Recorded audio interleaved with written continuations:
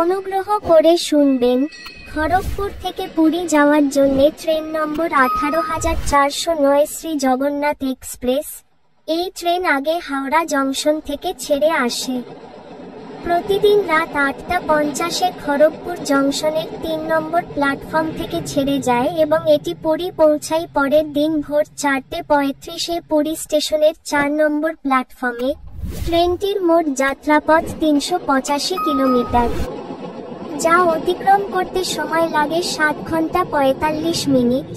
এই ট্রেনের গড় গতিবেগ 50 কিলোমিটার প্রতি ঘন্টা এবং সর্বোচ্চ গতিবেগ 110 কিলোমিটার প্রতি ঘন্টা। এই ট্রেনটি যাত্রাপথে মোট 11টি স্টেশনে দাঁড়ায়।